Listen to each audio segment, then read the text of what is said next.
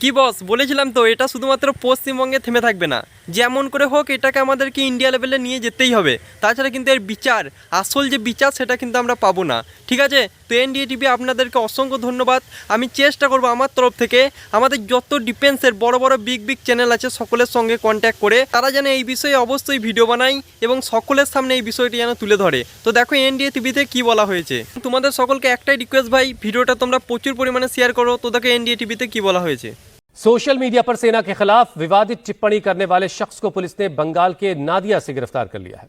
गिरफ्तार शख्स विश्वजीत विश्वास नादिया के ही अरंग घाटा का रहने वाला है और फिट विश्वजीत नाम से एक सोशल मीडिया पेज चलाता है।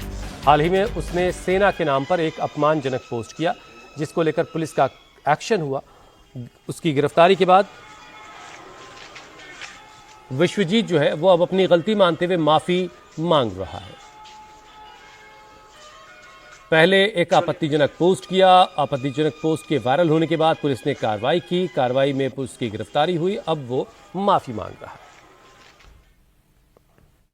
एक्चुअली একটা লাইভ ভিডিও ছিল, একজনের সাথে গন্ডগোল চলছিল পার্সোনাল, এবং সে ভীষণভাবে আমাকে ভীষণভাবে গালিগালাজ করছিল। তার পার্টিকুলার একজনকে অ্যান্সার দিতে গিয়ে মুখ ফসকে আমার বেরিয়ে যায়। তার জন্য আমি ক্ষমা চেয়ে ভিডিও করছি সোশ্যাল প্ল্যাটফর্মে, যেহেতু ওটা আমি অন্যায় করেছি এবং আমি মন থেকে সেটা ক্ষমা প্রার্থী। তারপর আমি দুটো ভিডিও করেছি, যেহেতু আমি সোশ্যাল মিডিয়াতে অন্যায় করেছি সেখানে ক্ষমা প্রার্থী ও ক্ষমা ভিডিও করেছি। তো তারপরে মানুষ সেটা গ্রহণ করেনি, বা যারা আছে ইন্ডিয়ান সৈনিক তারাও গ্রহণ করেনি।